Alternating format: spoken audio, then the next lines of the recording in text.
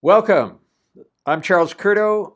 I'm here to interview Dick Dadamo today about angel investments and specifically angel investments that did not go so well, the bad investments, and what insights Dick can give us about the reasons behind why those angel investments did not do so well and what could be done in the future so they would do better. So the first question, Dick, is what do you expect from an entrepreneur looking for an angel investment for his startup venture? Today, after experience, I look for certainly a good idea that might be turned into a business, not just an opportunity. A lot of good ideas don't become businesses. I also am more into making sure the entrepreneur is coachable, at least in my judgment, because you'll hear later many of the problems related to the entrepreneur. Hmm. Well, what makes a good idea? What do you look for there? Well, first of all, I like to make sure there's a market need, and this company will be able to fill that need, and they have a good understanding of how you get into the market. If it's a new market, probably they need a lot of help. That doesn't say they can't get it. So, new idea, it's going to be a emerging market. How about a disruptive technology? Well, if you had an emerging market, disruptive technology, and a differentiation, Mhm. that's the holy grail. That's too much. If you get it, fine. The point is, whatever it is, the first step is making sure it's validated. Well, let's just stick with those three key items. How often do you find those three key items, either all together or Well, singly? first of all, and I'm not alone in this, most investors, if they didn't have a market need, the old cliche, where's the pain? With me, it's not going to go any further. Got to be a market need. Now, it may be creating a market, but it still needs it, or emerging market, where they think they could play in that market with new ideas. That's the main thing. And matching is obvious. If they do the first one, they'll say, here's the plan, here's the team, here's the time, here's the money that's needed. And the penetration just comes from experience, and that gets kicked around by the investors. How are we going to do this market? Because once they like the idea, it's good.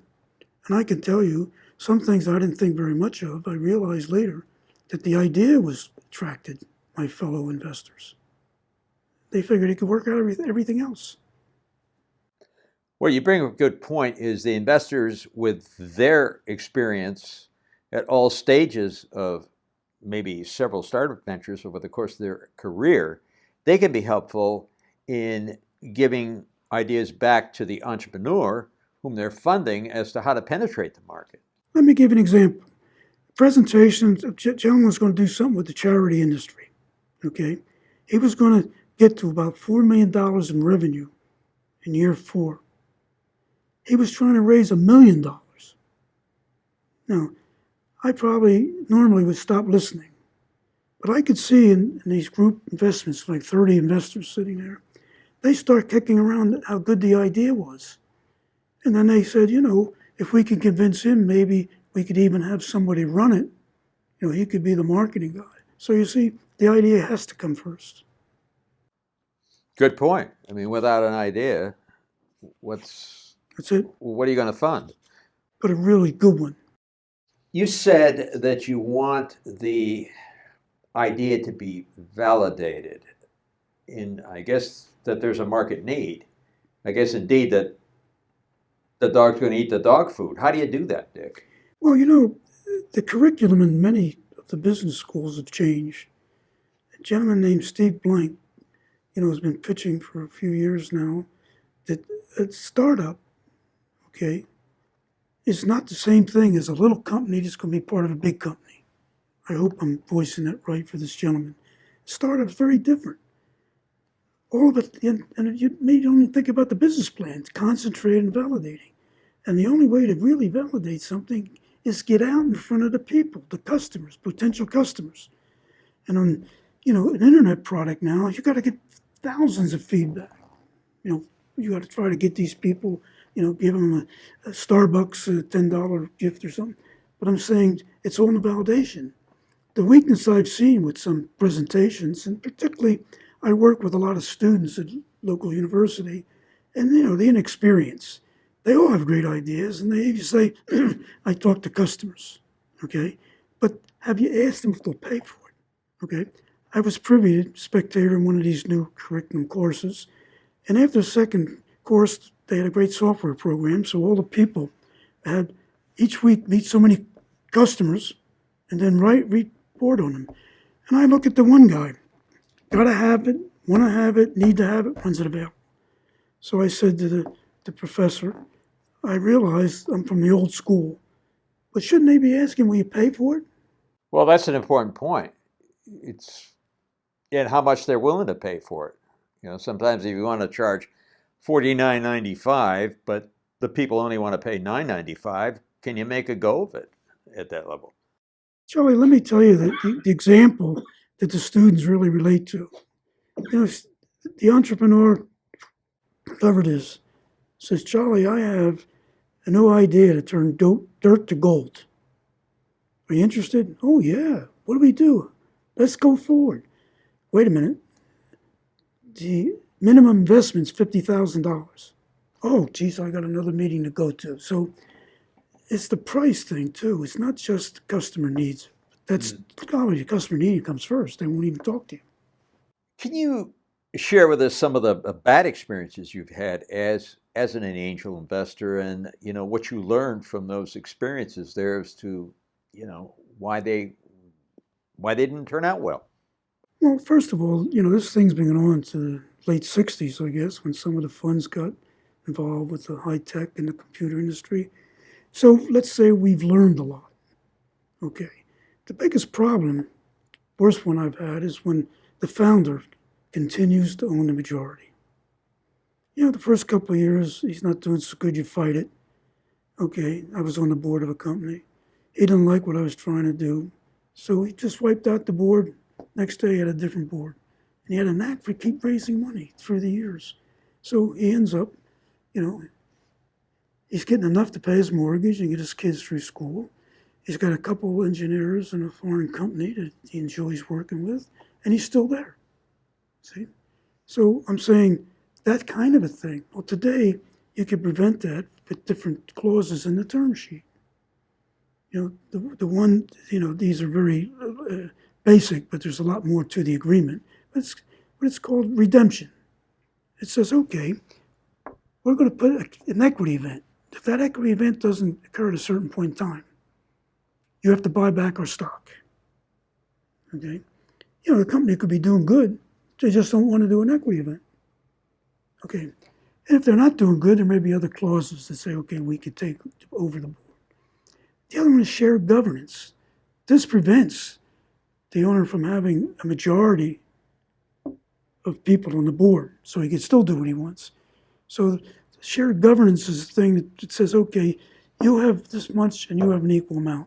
And there has to be an independent director to break stalemates.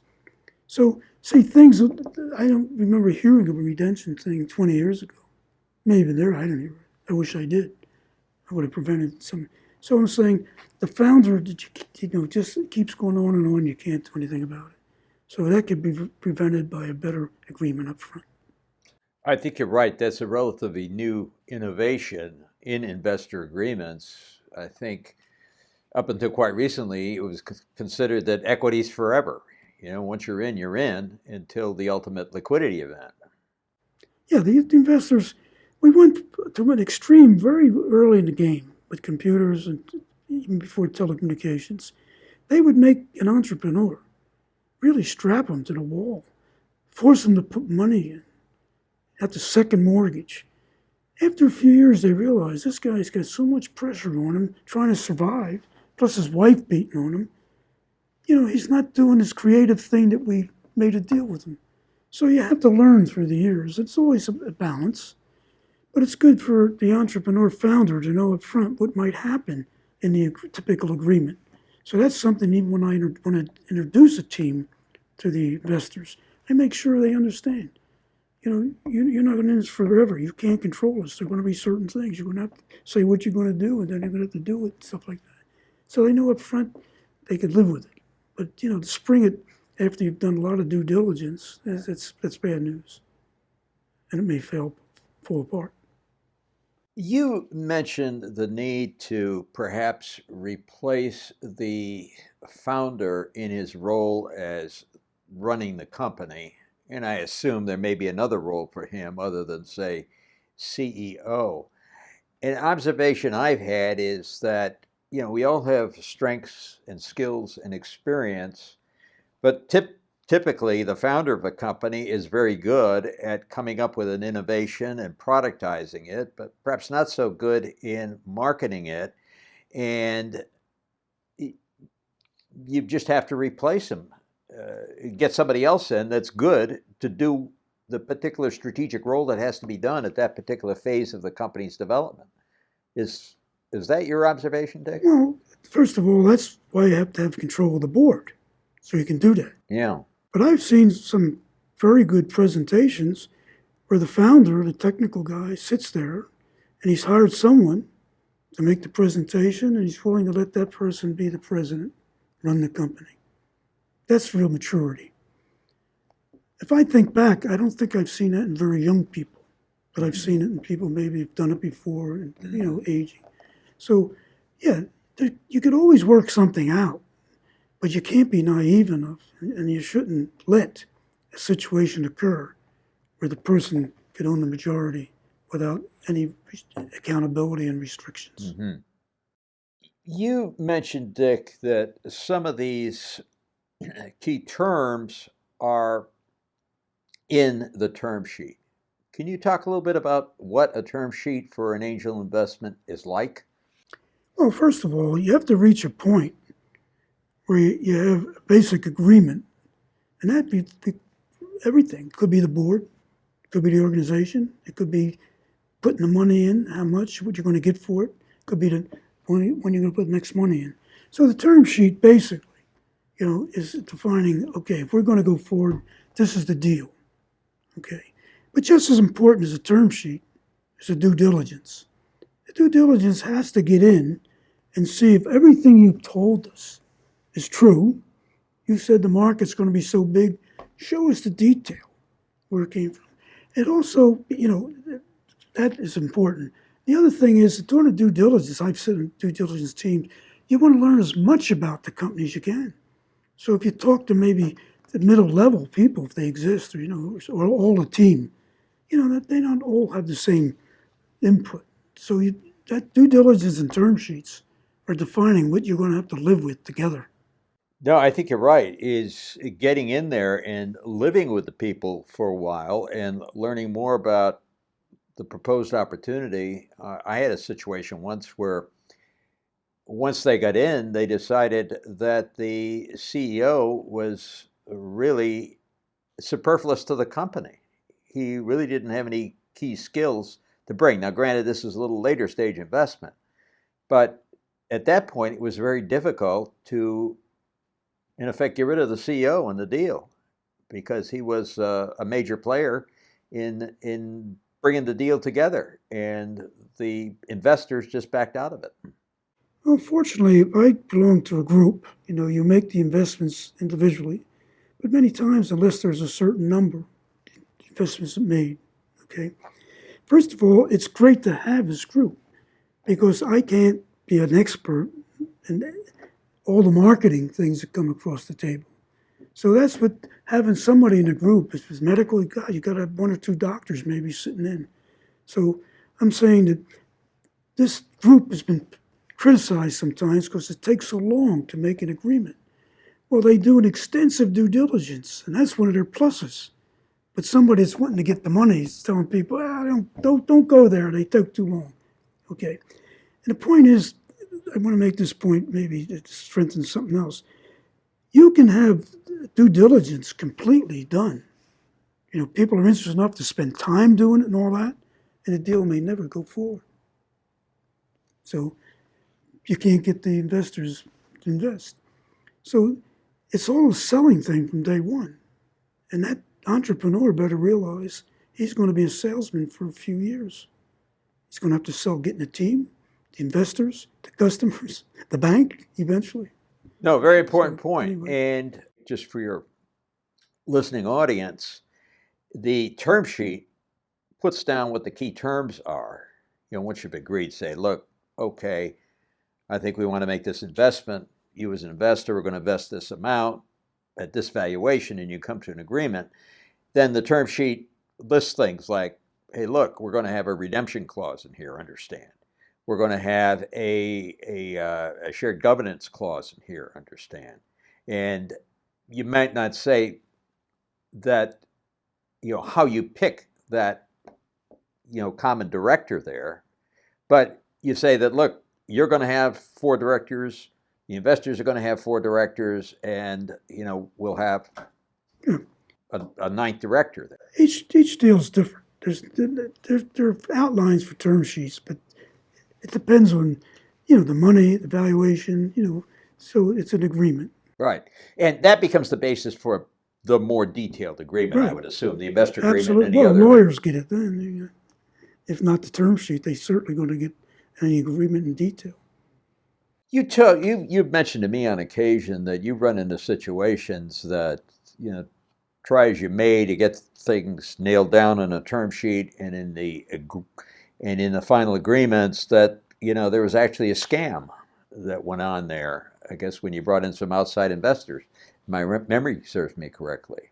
Can you say a little bit about that? What you Yeah, learned from that? this I've come across more than once. Ooh. The company starts out with angel investors, okay, and they get to a point where a boutique VC comes in, and these people seem to have the plan to just dilute everybody. So they find a way. One of the best things to do is to keep asking for money. One of my personal experiences with an investment was in 2 straight years, they asked for money 3 or 4 times each year. So pretty soon you say, hey, no more. That's it. I'm done. So before you know it, your ownership is so small. Okay. And this one company still exists. Maybe they're doing enough business where they take a lot of money out, but I still own stock. It's been diluted so much, it's not even worth, burning the paper for heat. So, yes, scams, and it's hard to see them coming. But again, if you start out with a strong board, see, and that was one where there was enough ownership majority. It wasn't just the founder, but the other employees felt this is good. The thing, okay, putting the money in, be able to go forward another year or two. So, that's where the investors had very little investment. In the beginning, a couple of the investors group I was with were on the board, and eventually they got voted off. I imagine that if the company really needs money once it's up and running, and maybe there's a little less inclination to question who the people are behind the money, and that's where you get into the Well, sort of issue you have. that's where the founders and the team, Yeah. they don't have the experience and want to listen. So they're worried about, 3 or 4 months downstream. So when anybody comes in and wants to put money in, or it wasn't even solicited, it was not an offering or anything. So I'm saying, yeah, so sure, it's like anything in the world. If you really need it badly, you give up a lot. And that's what they did. Yeah.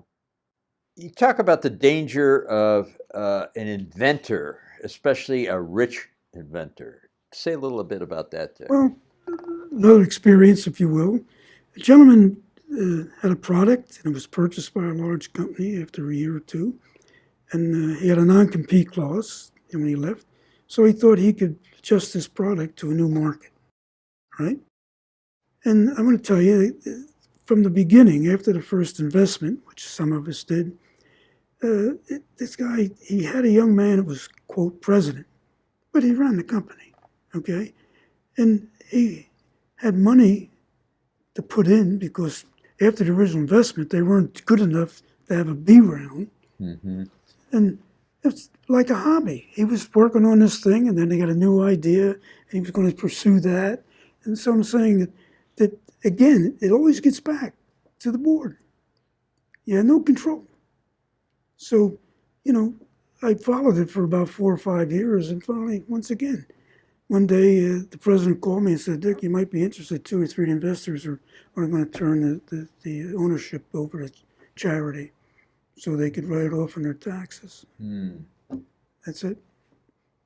And that'll happen with anybody that's had success who's got money. And, in the early days, my investments, because I came out of the high-tech world, most of the investments were high-tech. And, the guy was like an idol, a god. It's going to start it. Okay? And money was always available for these guys. I remember once that a gentleman, a very high-level engineer in IBM, left to form a company. He raised over $50 million.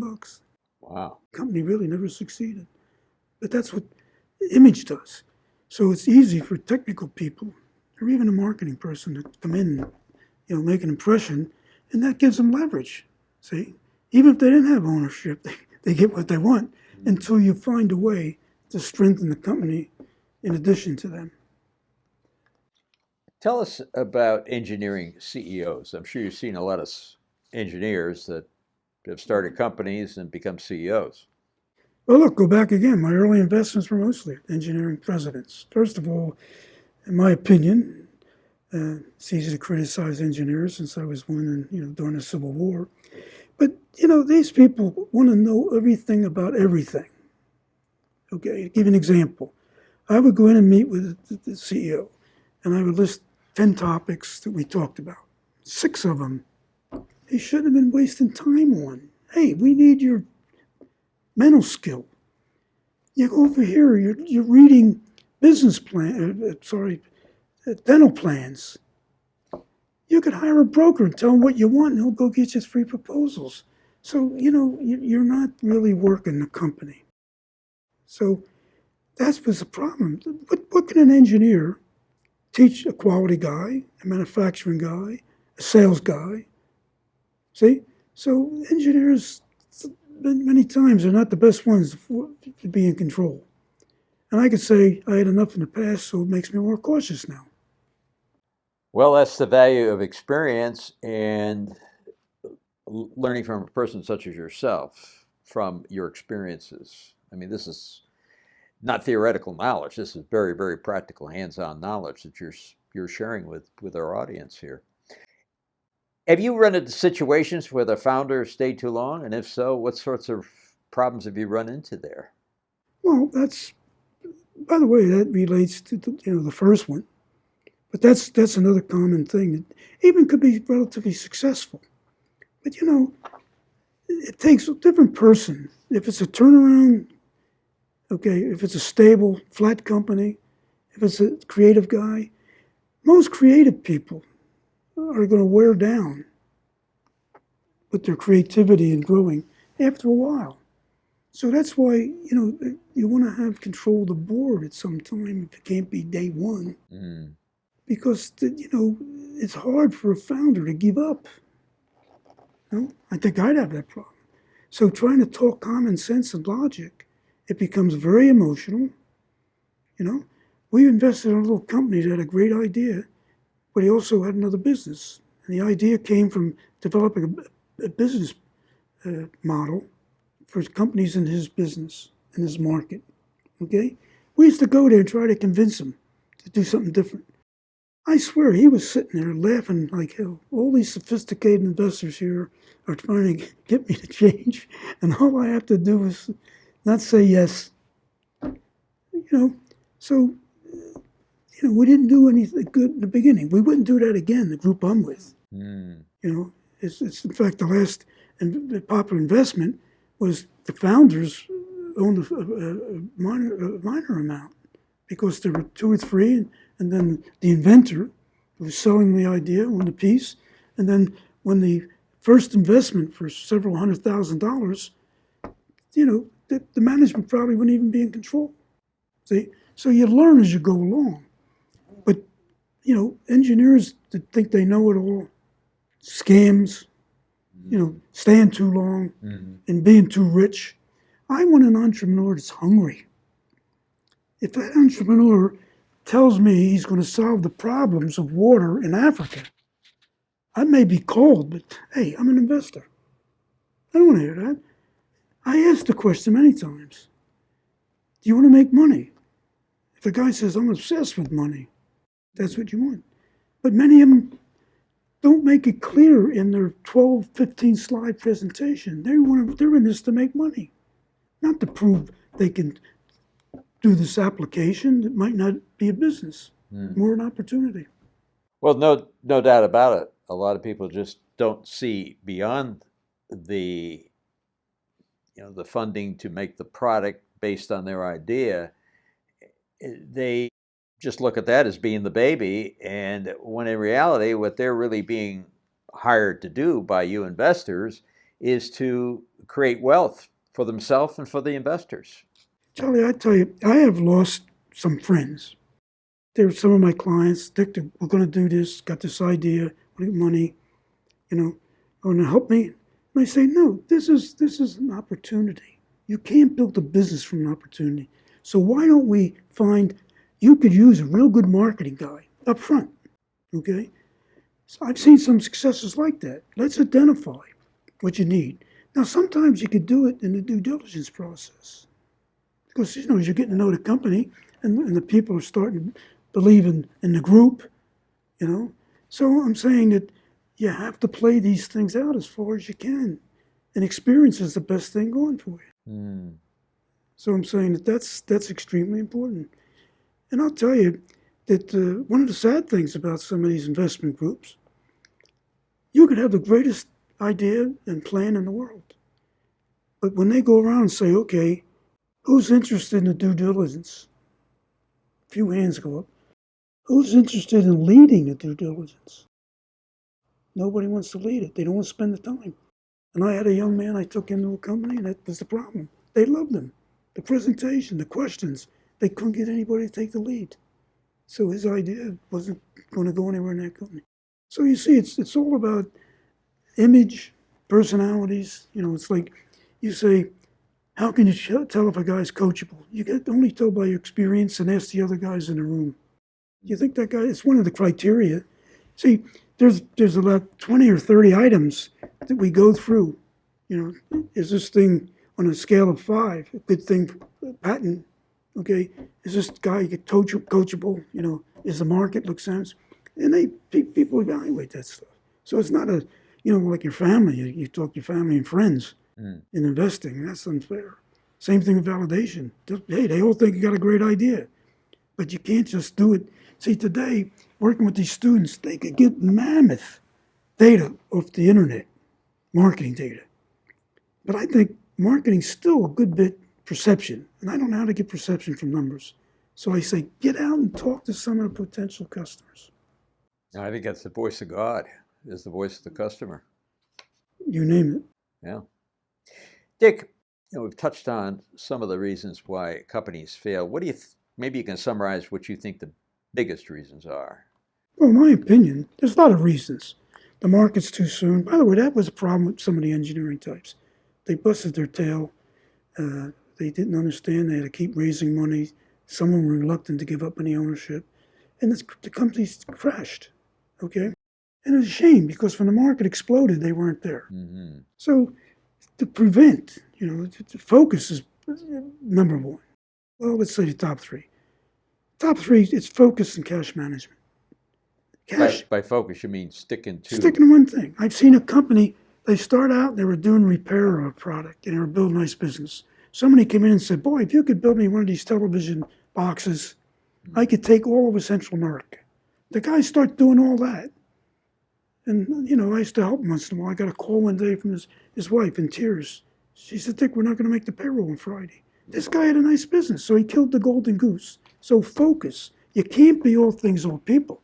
God, the good example now is IBM. They really flunked with PCs. Now, they're not doing so good with the hardware, so they're selling the drives off, and they're selling software and all. So I'm saying, why does a little company think they can be everything to everybody? So you can't, every time something new comes in, get excited. Stick with what you're doing. Try to make that a success.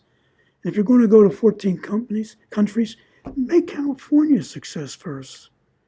I mean, we're the 8th or 9th biggest country GDP in the world, right? We used to be 6th. Country. Yeah. So I'm saying that's the key. Focus, cash management. If you work with those two things alone, it'll help. How about letting go or delegating? You frequently bring up the need that once a company gets to a certain stage, they should consider bringing in some, world-class superstars who've been there, done that in terms of, where this company wants to go. And, guys that are probably smarter than the founder, the CEO. Maybe in certain elements. Look, the first thing an entrepreneur should open mind is get all the help they can. You can get that through coaches, mentors, even your investors. And I can tell you, at this university, we have a team, and you have a lead mentor. We then have access to maybe over 150 people who are willing to come in on a one-on-one and talk to people. Okay, so you got to get advisory boards as soon as you can. So I'm saying that's where the experience is going to come from, and listen to them.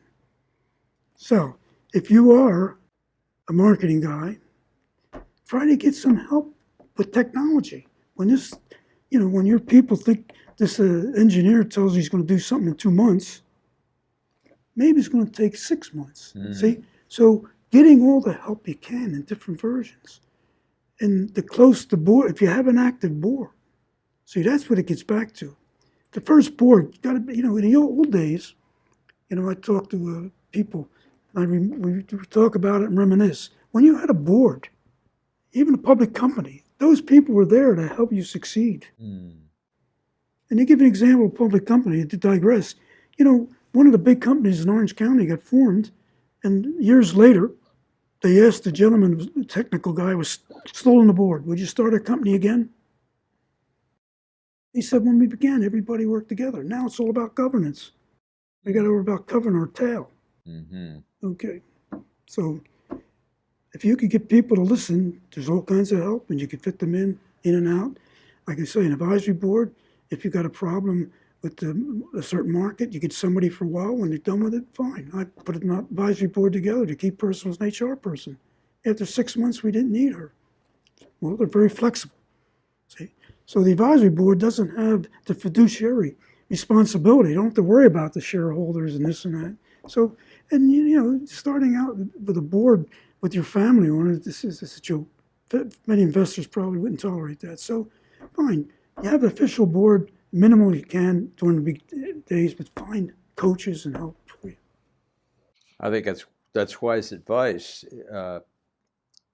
That advisory board can be flexible in terms of you can bring people in and out of the advisory board depending on the sort of advice you need. It's the advantage. Yeah. And they're local usually, so they're available. Yeah. Finally, what have you learned from all this, Dick? Well, I've learned to be open-minded, and I've learned to seek all the advice I could get from investors I know. Okay, and we talk about that when we get together. If they're evaluating a company or I'm thinking about it, we go through this bit. Can these people be coachable? Okay, have they validated the product? Okay, are they going to be accountable? Okay, or are they not going to have the board control forever? So there's a basic few things. And it turns out that what an investor wants, in my opinion, you've heard team. Location. No, it's comfort. If a guy's comfortable, and I tell the people, look, you want the investor to sign this big check, you want to make sure their hand's not shaking. So everybody be comfortable. So the comfort comes from credibility. If your presentation's pretty good, it comes from trust because the information you present's good. That creates comfort. So what I'm learning is that if you don't think you have a shot of getting to that point, and it comes from experience. That doesn't say every decision's good now. The majority are still, failures. People may not admit that. In fact, you'll find articles in the press like Wall Street Journal. It says VCs, investors, 4 out of 5 fail. Now, failure doesn't mean they collapse. It means I'll never get my investment back. So at some point in time, you realize that, and there's nothing you can do about it. It's got to be done up front, unless you could change the management and do something different. Well, we as a business community are learning more and more through efforts such as yours, Dick, to share the experience both within your investor groups as well as with the founders and entrepreneurs, as well as with the students at universities that are thinking in terms of entrepreneurships for their career. And I think that that's a relatively new thing in our society, and I think it's going to yield benefits down the road here. So I want to applaud you for that, Dick, for taking the time to do that. There's a lot more emphasis on entrepreneurship. The universities, USC, UCLA, Chapman, UCI, there's a lot of. Well, you're in the thick with at least two of them that I know of. Right. That's what we need more of that. Yeah. So Southern California is really growing in that. There's accelerators and there's angel investors and there's incubators. There's incubators. Maybe the incubator people will give you a little room for $100 a month or something. There's universities are free. I've been doing this for a few years at 2 or 3 of the local universities. So yeah, it's there. So it's to take advantage of it. That's the key. And I think that's what we're trying to get the younger people. And today it's a whole new world. These people can develop products and companies with a few people. It's not like a manufacturer. It took, a couple of years to develop a product and then make it. And there's zillions of people, whereas these people a founder could sit there for months developing his product, not paying anybody. So it's a whole different world. But the ideas are plentiful. It's which ones are good. And like I say, it's hard to know, make a success out of everything. So the best thing you do, the investor as well as the entrepreneur, is learn. And I learn all the time. And I'll tell you one thing. I have never been to a presentation where the presentator, the entrepreneur, didn't learn something from the audience. So I like to see him go through 2 or 3 times if I was going to take him in front of a bona fide angel group. There's different places. One team I work with the university, they won a contest from Syracuse University here in Southern California. They did so many things that when they went to Kickstarter, where people can raise money without equity, they creamed. They got on there and they raised twice what they asked for. So I'm saying it's there. So avoid these problems of what I described, and you can. Just make sure you understand as best you can what the company is and can do, and make sure that you have ways to check on this and you can control the ownership as an investor. Dick, one final thing there. We've mentioned that, we've only touched on a few headlines here about what some of the pitfalls are of investing in early stage companies. What other resources might there be to help people in their investigation of investing in early stage companies? Helping the investors? Yes. Yeah. Well, actually, entrepreneurs for that matter too. I think you mentioned the Angel Capital Association is a group that has a good resource. ACA, they have a lot of stuff if you can get online, get whatever it is, membership or something.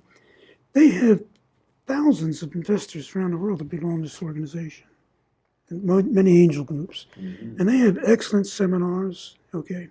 But you can go on Forbes as a group. You can get this from American Express, small business startups, the information. And even locally, you can get a lot of help from something called SCORE. SCORE is part of the Small Business Association. Right.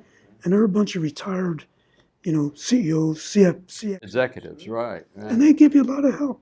They may not help you to get in front of money, but they certainly will help you with the forms and everything else. And usually there's enough of them that it might even be somebody from the market you're going to be in. So yes, there's help all over the place. Well, Dick, I want to wind it up here today by just thanking you, first of all, and saying that, look, we've just touched on several important topics, but there are even more topics that Dick gets into in greater depth on his website, and advocate that you go to his website and dig into those topics to learn more, and also to dig into some of the links there that Dick has on his websites. So once again, thank you for tuning in. Thank you, Dick, for your comments and insights. And finally, just like to point out that Dick has his latest book, The Anatomy of a Growing Company, which also digs more deeply into these topics, and you can get that through Dick's website or on Amazon.